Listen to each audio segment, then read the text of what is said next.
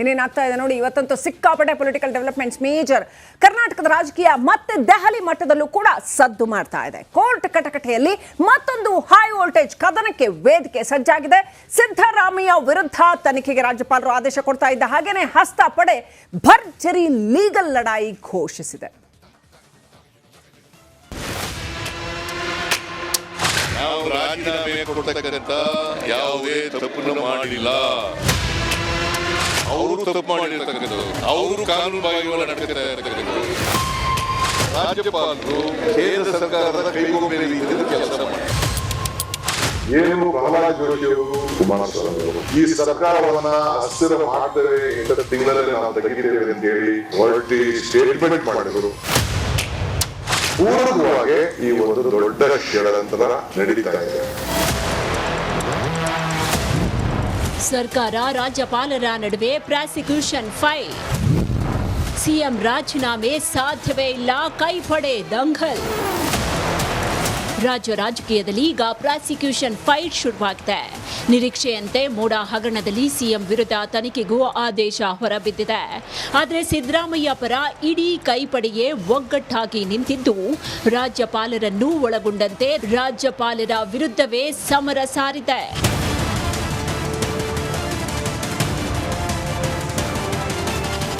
ಹೌದು, ಇವತ್ತು ಬೆಳಿಗ್ಗೆ ಸಿಎಂ ವಿರುದ್ಧ ತನಿಖೆಗೆ ಆದೇಶ ಹೊರಬಿದ್ದಿದ್ದು, ಮುಂದಿನ ಕಾನೂನು ಪ್ರಕ್ರಿಯೆಗಳನ್ನ ನೋಡೋದಾದ್ರೆ ರಾಜ್ಯಪಾಲರು ಪ್ರಾಸಿಕ್ಯೂಷನ್ಗೆ ಅನುಮತಿ ನೀಡಿದ್ದ ಆಧಾರದಲ್ಲಿ ದೂರುದಾರರು ಜನಪ್ರತಿನಿಧಿಗಳ ವಿಶೇಷ ನ್ಯಾಯಾಲಯಕ್ಕೆ ಅರ್ಜಿಯನ್ನ ಸಲ್ಲಿಸುತ್ತಾರೆ.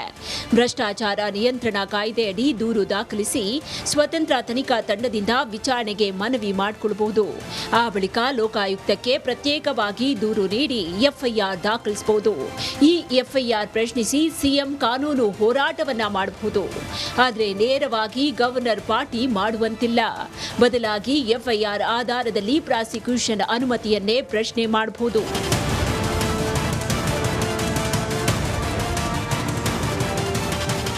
ಒಂದ್ ಕಡೆ ನೈತಿಕ ಹೊಣೆ ಹೊತ್ತು ರಾಜೀನಾಮೆಗೆ ಬಿಜೆಪಿ ಸೇರಿದಂತೆ ವಿಪಕ್ಷಗಳು ಬಿಗಿಪಟ್ಟು ಹಿಡಿದಿದ್ರೆ, ಮತ್ತೊಂದು ಕಡೆ ಹೈಕಮಾಂಡ್ ಸಿದ್ದರಾಮಯ್ಯ ಬೆನ್ನಿಗೆ ನಿಂತಿದೆ.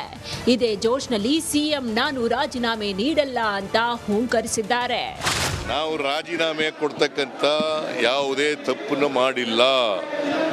ಅವರು ತಪ್ಪು ಮಾಡಿರ್ತಕ್ಕಂಥವ್ರು, ಅವರು ಕಾನೂನುಬಾಹಿರುವ ನಡ್ಕೊತಾ ಇರ್ತಕ್ಕಂಥವ್ರು, ಅವರು ಸಂವಿಧಾನ ಬಾಹಿರುವ ನಡ್ಕೊತಾ ಇರ್ತಕ್ಕಂಥವ್ರು.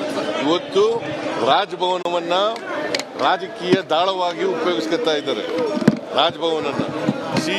ರಾಜಭವನದ ರಾಜ್ಯಪಾಲರು ಅವರು ಕೇಂದ್ರ ಸರ್ಕಾರದ ಕೈಗೊಂಬೆ ರೀತಿಯಲ್ಲಿ ಕೆಲಸ ಮಾಡ್ತಾರೆ. ಸಿದ್ದರಾಮಯ್ಯ ಪರ ಇಡೀ ಮಂತ್ರಿ ಮಂಡಲವೇ ನಿಂತಿದ್ದು, ಇದೊಂದು ಷಡ್ಯಂತ್ರ ಅಂದಿರುವ ಡಿಸಿಎಂ ಡಿಕೆಶಿ ನಮ್ಮ ಸರ್ಕಾರ ಉರುಳಿಸೋದಕ್ಕೆ ಸಾಧ್ಯ ಇಲ್ಲ ಅಂತ ಟಕ್ಕರ್ ಕೊಟ್ರು. ಏನು ಪ್ರಹ್ಲಾದ್ ಜೋಶಿ ಅವರು ಮತ್ತು ಮಾಜಿ ಮುಖ್ಯಮಂತ್ರಿಗಳಂತ ಕುಮಾರಸ್ವಾಮಿ ಅವರು ಈ ಸರ್ಕಾರವನ್ನ ಹಸಿರು ಮಾಡ್ತೇವೆ, 8 ತಿಂಗಳಲ್ಲಿ ನಾವು ತೆಗಿತೇವೆ ಅಂತ ಹೇಳಿ ಹೊರಟಿ ಸ್ಟೇಟ್ಮೆಂಟ್ ಮಾಡಿದ್ರು. ಇದರ ಪೂರಕವಾಗಿ ಈ ಒಂದು ದೊಡ್ಡ ಷಡ್ಯಂತ್ರ ನಡೀತಾ ಇದೆ. ರಾಜ್ಯಪಾಲ ಏನೇನಾಗ್ತಾ ಇದೆ ನೋಡಿ. ಇವತ್ತಂತೂ ಸಿಕ್ಕಾಪಟ್ಟೆ ಪೊಲಿಟಿಕಲ್ ಡೆವಲಪ್ಮೆಂಟ್ಸ್ ಮೇಜರ್. ಕರ್ನಾಟಕದ ರಾಜಕೀಯ ಮತ್ತೆ ದೆಹಲಿ ಮಟ್ಟದಲ್ಲೂ ಕೂಡ ಸದ್ದು ಮಾಡ್ತಾ ಇದೆ. ಕೋರ್ಟ್ ಕಟಕಟೆಯಲ್ಲಿ ಮತ್ತೊಂದು ಹೈ ವೋಲ್ಟೇಜ್ ಕದನಕ್ಕೆ ವೇದಿಕೆ ಸಜ್ಜಾಗಿದೆ. ಸಿದ್ದರಾಮಯ್ಯ ವಿರುದ್ಧ ತನಿಖೆಗೆ ರಾಜ್ಯಪಾಲರು ಆದೇಶ ಕೊಡ್ತಾ ಇದ್ದ ಹಾಗೇನೆ ಹಸ್ತ ಪಡೆ ಭರ್ಜರಿ ಲೀಗಲ್ ಲಡಾಯಿ ಘೋಷಿಸಿದೆ. ನಾವು ರಾಜೀನಾಮೆ ಕೊಡ್ತಕ್ಕಂಥ ಯಾವುದೇ ತಪ್ಪನ್ನು ಮಾಡಿಲ್ಲ. ಅವರು ತಪ್ಪು ಮಾಡಿರ್ತಕ್ಕಂಥದ್ದು, ಅವರು ಕಾನೂನುಬಾಹಿರವಾಗಿ ನಡ್ಕೊತಾ ಇರ್ತಕ್ಕಂಥದ್ದು. ರಾಜ್ಯಪಾಲರು ಕೇಂದ್ರ ಸರ್ಕಾರದ ಕೈಗೊಂಬೆ ರೀತಿಯಲ್ಲಿ ಕೆಲಸ ಮಾಡಿ ಏನು ಪ್ರಹ್ಲಾದ್ ಜೋಶಿ ಅವರು, ಕುಮಾರಸ್ವಾಮಿ ಅವರು ಈ ಸರ್ಕಾರವನ್ನ ಹಸಿರು ಮಾಡ್ತೇವೆ, 8 ತಿಂಗಳಲ್ಲಿ ನಾವು ತೆಗಿತೇವೆ ಅಂತ ಹೇಳಿ ಹೊರಟಿ ಸ್ಟೇಟ್ಮೆಂಟ್ ಮಾಡಿದರು. ಪೂರ್ವಕವಾಗಿ ಈ ಒಂದು ದೊಡ್ಡ ಷಡ್ಯಂತ್ರ ನಡೀತಾ ಇದೆ. ಸರ್ಕಾರ ರಾಜ್ಯಪಾಲರ ನಡುವೆ ಪ್ರಾಸಿಕ್ಯೂಷನ್ ಫೈಲ್. ಸಿಎಂ ರಾಜೀನಾಮೆ ಸಾಧ್ಯವೇ ಇಲ್ಲ, ಕೈಪಡೆ ದಂಗಲ್. ರಾಜ್ಯ ರಾಜಕೀಯದಲ್ಲಿ ಈಗ ಪ್ರಾಸಿಕ್ಯೂಷನ್ ಫೈಟ್ ಶುರುವಾಗಿದೆ. ನಿರೀಕ್ಷೆಯಂತೆ ಮೋಡ ಹಗರಣದಲ್ಲಿ ಸಿಎಂ ವಿರುದ್ಧ ತನಿಖೆಗೂ ಆದೇಶ ಹೊರಬಿದ್ದಿದೆ. ಆದರೆ ಸಿದ್ದರಾಮಯ್ಯ ಪರ ಇಡೀ ಕೈಪಡೆಯೇ ಒಗ್ಗಟ್ಟಾಗಿ ನಿಂತಿದ್ದು ರಾಜ್ಯಪಾಲರನ್ನೂ ಒಳಗೊಂಡಂತೆ ರಾಜ್ಯಪಾಲರ ವಿರುದ್ಧವೇ ಸಮರ ಸಾರಿದೆ.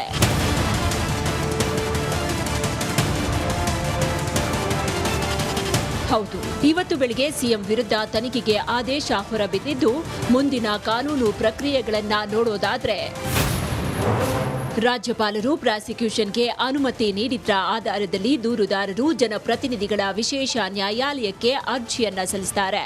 ಭ್ರಷ್ಟಾಚಾರ ನಿಯಂತ್ರಣ ಕಾಯ್ದೆಯಡಿ ದೂರು ದಾಖಲಿಸಿ ಸ್ವತಂತ್ರ ತನಿಖಾ ತಂಡದಿಂದ ವಿಚಾರಣೆಗೆ ಮನವಿ ಮಾಡಿಕೊಳ್ಳಬಹುದು. ಆ ಬಳಿಕ ಲೋಕಾಯುಕ್ತಕ್ಕೆ ಪ್ರತ್ಯೇಕವಾಗಿ ದೂರು ನೀಡಿ ಎಫ್ಐಆರ್ ದಾಖಲಿಸಬಹುದು. ಈ ಎಫ್ಐಆರ್ ಪ್ರಶ್ನಿಸಿ ಸಿಎಂ ಕಾನೂನು ಹೋರಾಟವನ್ನ ಮಾಡಬಹುದು. ಆದರೆ ನೇರವಾಗಿ ಗವರ್ನರ್ ಪಾರ್ಟಿ ಮಾಡುವಂತಿಲ್ಲ. ಬದಲಾಗಿ ಎಫ್ಐಆರ್ ಆಧಾರದಲ್ಲಿ ಪ್ರಾಸಿಕ್ಯೂಷನ್ ಅನುಮತಿಯನ್ನೇ ಪ್ರಶ್ನೆ ಮಾಡಬಹುದು.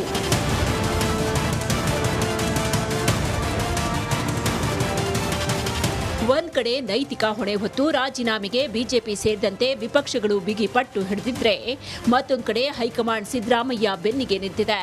ಇದೇ ಜೋಶ್ನಲ್ಲಿ ಸಿಎಂ ನಾನು ರಾಜೀನಾಮೆ ನೀಡಲ್ಲ ಅಂತ ಹೂಂಕರಿಸಿದ್ದಾರೆ. ನಾವು ರಾಜೀನಾಮೆ ಕೊಡ್ತಕ್ಕಂಥ ಯಾವುದೇ ತಪ್ಪನ್ನು ಮಾಡಿಲ್ಲ. ಅವರು ತಪ್ಪು ಮಾಡಿರ್ತಕ್ಕಂಥವ್ರು, ಅವರು ಕಾನೂನು ಬಾಗಿರುವ ನಡ್ಕೊತಾ ಇರ್ತಕ್ಕಂಥವ್ರು, ಅವರು ಸಂವಿಧಾನ ಬಾಗಿರುವ ನಡ್ಕೊತಾ ಇರ್ತಕ್ಕಂಥವ್ರು ಇವತ್ತು ರಾಜಭವನವನ್ನ ರಾಜಕೀಯ ದಾಳವಾಗಿ ಉಪಯೋಗಿಸ್ಕೊತಾ ಇದ್ದಾರೆ. ರಾಜಭವನದ ರಾಜ್ಯಪಾಲರು ಅವರು ಕೇಂದ್ರ ಸರ್ಕಾರದ ಕೈಗೊಂಬೆ ರೀತಿಯಲ್ಲಿ ಕೆಲಸ ಮಾಡ್ತಾರೆ. ಸಿದ್ದರಾಮಯ್ಯ ಪರ ಇಡೀ ಮಂತ್ರಿ ಮಂಡಲವೇ ನಿಂತಿದ್ದು ಇದೊಂದು ಷಡ್ಯಂತ್ರ ಅಂದಿರುವ ಡಿಸಿಎಂ ಡಿಕೆಶಿ ನಮ್ಮ ಸರ್ಕಾರ ಉರುಳಿಸೋದಕ್ಕೆ ಸಾಧ್ಯ ಇಲ್ಲ ಅಂತ ಟಕ್ಕರ್ ಕೊಟ್ರು. ಏನು ಪ್ರಹ್ಲಾದ್ ಜೋಶಿ ಅವರು ಮತ್ತು ಮಾಜಿ ಮುಖ್ಯಮಂತ್ರಿಗಳಂತ ಕುಮಾರಸ್ವಾಮಿ ಅವರು ಈ ಸರ್ಕಾರವನ್ನ ಅಸ್ಥಿರ ಮಾಡ್ತೇವೆ, 8 ತಿಂಗಳಲ್ಲೇ ನಾವು ತೆಗಿತೇವೆ ಅಂತ ಹೇಳಿ ಹೊರಟಿ ಸ್ಟೇಟ್ಮೆಂಟ್ ಮಾಡಿದ್ರು. ಇದರ ಪೂರಕವಾಗಿ ಈ ಒಂದು ದೊಡ್ಡ ಷಡ್ಯಂತ್ರ ನಡೀತಾ ಇದೆ. ಏನೇನಾಗ್ತಾ ಇದೆ ನೋಡಿ. ಇವತ್ತಂತೂ ಸಿಕ್ಕಾಪಟ್ಟೆ ಪೊಲಿಟಿಕಲ್ ಡೆವಲಪ್ಮೆಂಟ್ಸ್ ಮೇಜರ್. ಕರ್ನಾಟಕದ ರಾಜಕೀಯ ಮತ್ತೆ ದೆಹಲಿ ಮಟ್ಟದಲ್ಲೂ ಕೂಡ ಸದ್ದು ಮಾಡ್ತಾ ಇದೆ. ಕೋರ್ಟ್ ಕಟಕಟೆಯಲ್ಲಿ ಮತ್ತೊಂದು ಹೈ ವೋಲ್ಟೇಜ್ ಕದನಕ್ಕೆ ವೇದಿಕೆ ಸಜ್ಜಾಗಿದೆ. ಸಿದ್ದರಾಮಯ್ಯ ವಿರುದ್ಧ ತನಿಖೆಗೆ ರಾಜ್ಯಪಾಲರು ಆದೇಶ ಕೊಡ್ತಾ ಇದ್ದ ಹಾಗೇನೆ ಹಸ್ತ ಪಡೆ ಭರ್ಜರಿ ಲೀಗಲ್ ಲಡಾಯಿ ಘೋಷಿಸಿದೆ. ನಾವು ರಾಜೀನಾಮೆ ಕೊಡ್ತಕ್ಕಂಥ ಯಾವುದೇ ತಪ್ಪನ್ನು ಮಾಡಿಲ್ಲ. ಅವರು ತಪ್ಪು ಮಾಡಿರ್ತಕ್ಕಂಥದ್ದು, ಅವರು ಕಾನೂನು ಬಾಗಿರುವ ನಡ್ಕೊತಾ ಇರ್ತಕ್ಕಂಥದ್ದು ರಾಜ್ಯಪಾಲರು ಕೇಂದ್ರ ಸರ್ಕಾರದ ಕೈಗೊಂಬೆ ರೀತಿಯಲ್ಲಿ ಕೆಲಸ ಮಾಡ್ತಾರೆ. ಏನು ಪ್ರಹ್ಲಾದ್ ಜೋಶಿ ಅವರು ಕುಮಾರಸ್ವಾಮಿ ಅವರು ಈ ಸರ್ಕಾರವನ್ನ ಅಸ್ಥಿರ ಮಾಡ್ತೇವೆ, 8 ತಿಂಗಳಲ್ಲೇ ನಾವು ತೆಗಿತೇವೆ ಅಂತ ಹೇಳಿ ಹೊರಟಿ ಸ್ಟೇಟ್ಮೆಂಟ್ ಮಾಡಿದ್ರು. ಪೂರಕವಾಗಿ ಈ ಒಂದು ದೊಡ್ಡ ಷಡ್ಯಂತ್ರ ನಡೀತಾ ಇದೆ.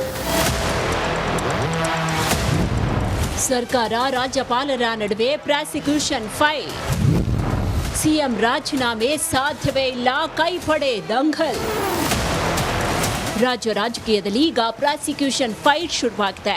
ನಿರೀಕ್ಷೆಯಂತೆ ಮೋಡ ಹಗರಣದಲ್ಲಿ ಸಿಎಂ ವಿರುದ್ಧ ತನಿಖೆಗೂ ಆದೇಶ ಹೊರಬಿದ್ದಿದೆ. ಆದರೆ ಸಿದ್ದರಾಮಯ್ಯ ಪರ ಇಡೀ ಕೈಪಡೆಯೇ ಒಗ್ಗಟ್ಟಾಗಿ ನಿಂತಿದ್ದು ರಾಜ್ಯಪಾಲರನ್ನೂ ಒಳಗೊಂಡಂತೆ ರಾಜ್ಯಪಾಲರ ವಿರುದ್ಧವೇ ಸಮರ ಸಾರಿದೆ.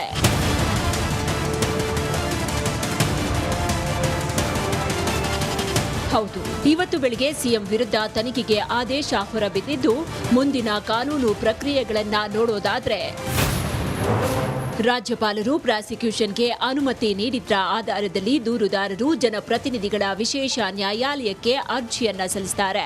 ಭ್ರಷ್ಟಾಚಾರ ನಿಯಂತ್ರಣ ಕಾಯ್ದೆಯಡಿ ದೂರು ದಾಖಲಿಸಿ ಸ್ವತಂತ್ರ ತನಿಖಾ ತಂಡದಿಂದ ವಿಚಾರಣೆಗೆ ಮನವಿ ಮಾಡಿಕೊಳ್ಳಬಹುದು. ಆ ಬಳಿಕ ಲೋಕಾಯುಕ್ತಕ್ಕೆ ಪ್ರತ್ಯೇಕವಾಗಿ ದೂರು ನೀಡಿ ಎಫ್ಐಆರ್ ದಾಖಲಿಸಬಹುದು. ಈ ಎಫ್ಐಆರ್ ಪ್ರಶ್ನಿಸಿ ಸಿಎಂ ಕಾನೂನು ಹೋರಾಟವನ್ನ ಮಾಡಬಹುದು. ಆದರೆ ನೇರವಾಗಿ ಗವರ್ನರ್ ಪಾರ್ಟಿ ಮಾಡುವಂತಿಲ್ಲ. ಬದಲಾಗಿ ಎಫ್ಐಆರ್ ಆಧಾರದಲ್ಲಿ ಪ್ರಾಸಿಕ್ಯೂಷನ್ ಅನುಮತಿಯನ್ನೇ ಪ್ರಶ್ನೆ ಮಾಡಬಹುದು.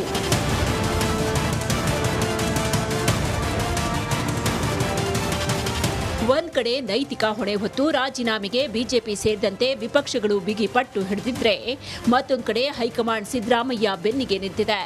ಇದೇ ಜೋಶ್ನಲ್ಲಿ ಸಿಎಂ ನಾನು ರಾಜೀನಾಮೆ ನೀಡಲ್ಲ ಅಂತ ಹೂಂಕರಿಸಿದ್ದಾರೆ. ನಾವು ರಾಜೀನಾಮೆ ಕೊಡ್ತಕ್ಕಂಥ ಯಾವುದೇ ತಪ್ಪನ್ನು ಮಾಡಿಲ್ಲ. ಅವರು ತಪ್ಪು ಮಾಡಿರ್ತಕ್ಕಂಥವ್ರು, ಅವರು ಕಾನೂನು ಬಾಗಿರುವ ನಡ್ಕೊತಾ ಇರ್ತಕ್ಕಂಥವ್ರು, ಅವರು ಸಂವಿಧಾನ ಬಾಗಿರುವ ನಡ್ಕೊತಾ ಇರ್ತಕ್ಕಂಥವ್ರು. ಇವತ್ತು ರಾಜಭವನವನ್ನ ರಾಜಕೀಯ ದಾಳವಾಗಿ ಉಪಯೋಗಿಸ್ಕೊತಾ ಇದ್ದಾರೆ. ರಾಜಭವನನ್ನ ರಾಜಭವನದ ರಾಜ್ಯಪಾಲರು ಅವರು ಕೇಂದ್ರ ಸರ್ಕಾರದ ಕೈಗೊಂಬೆ ರೀತಿಯಲ್ಲಿ ಕೆಲಸ ಮಾಡ್ತಾರೆ. ಸಿದ್ದರಾಮಯ್ಯ ಪರ ಇಡೀ ಮಂತ್ರಿ ಮಂಡಲವೇ ನಿಂತಿದ್ದು, ಇದೊಂದು ಷಡ್ಯಂತ್ರ ಅಂದಿರುವ ಡಿಸಿಎಂ ಡಿಕೆಶಿ ನಮ್ಮ ಸರ್ಕಾರ ಉರುಳಿಸೋದಕ್ಕೆ ಸಾಧ್ಯ ಇಲ್ಲ ಅಂತ ಟಕ್ಕರ್ ಕೊಟ್ರು. ಏನು ಪ್ರಹ್ಲಾದ್ ಜೋಶಿ ಅವರು ಮತ್ತು ಮಾಜಿ ಮುಖ್ಯಮಂತ್ರಿಗಳಂತ ಕುಮಾರಸ್ವಾಮಿ ಅವರು ಈ ಸರ್ಕಾರವನ್ನ ಅಸ್ಥಿರ ಮಾಡ್ತೇವೆ, 8 ತಿಂಗಳಲ್ಲೇ ನಾವು ತೆಗಿತೇವೆ ಅಂತ ಹೇಳಿ ಹೊರಟಿ ಸ್ಟೇಟ್ಮೆಂಟ್ ಮಾಡಿದ್ರು. ಇದರ ಪೂರಕವಾಗಿ ಈ ಒಂದು ದೊಡ್ಡ ಷಡ್ಯಂತ್ರ ನಡೀತಾ ಇದೆ. ರಾಜ್ಯಪಾಲ